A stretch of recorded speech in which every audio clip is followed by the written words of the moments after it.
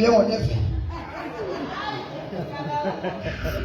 Umsebenzi wokuqala uJesu ukukhipha wena emaplanini akho. uJesu achieve iplan lakhe ngawe.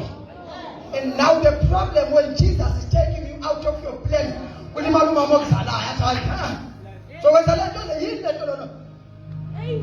Makulimala umama okuzalayo kulimale isociety. Bethi lo mfana wazwakhetha into stupidity.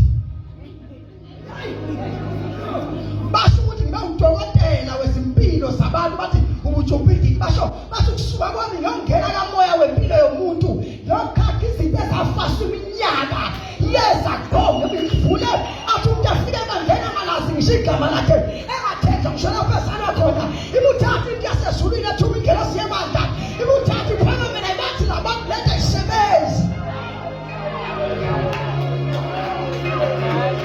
Hayi bangayiphika abantu abangakholwa kodwa hayi thina singayiphika kanjani sasimele ukufa kodwa asethola lento namhla sikhahlela suicide namhla sikhahlela depression namhla sikhahlela anxiety egama likaJesu waseNazaretha safika la ebandleni sibuthakathaka sakhelwa into.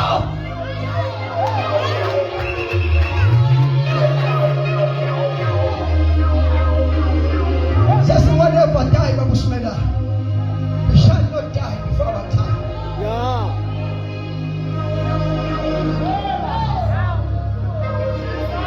Mama umsebenzi wokuqala ke usuphasile ukuthi wena ukwazi ukuya kuwe. Ngakwana fanele sikhulume amadoda akethu ukuthi kuyayiwa enkosini.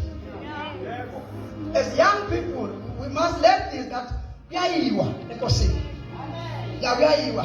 Hayi uthi kuyoraswa yokhulunywa kuyothethwa kube thina esinendaba umuntu ehleze 1 hour uhlele ekamereni ukhuluma yena ngegama likaJesu bafuna ngathi uyesabeka ulovile emthandazweni emthandazweni futhi usheshe uqede esabulawa ngamaNigeria mana thina stand at 8 hours ayikho lona emthandazweni futhi usheshe uqede wena bese uhlala ungene kwi-fellowship uyekele izindaba lokuyikhuphula kwizinga le-fellowship.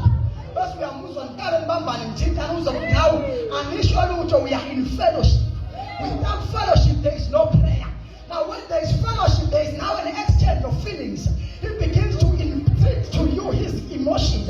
He begins to insert to you his mindset. He begins to share his heart to you. Awusarasu wena sawuhleli kwi-meditation akodwa nje ngishonishapheleni sawuhlezi kwi-meditation kuphela ukudla nge-meditation ukubambile umphela wayinsuku awushona ukuthi umnyango uvalekile bathi abantwana babo ungenela wathi uyothandaza uthula kathandazi lapha sibangela abantu usavalile kanti sewukwi-fellowship ukuphumele kuye uthathe zakhe izindaba uthathe umnqobo wakhe ukunikeza khona ukuthi mawusuka la umhlaba uyabanga umshinto kodwa wena ngufaka izinto.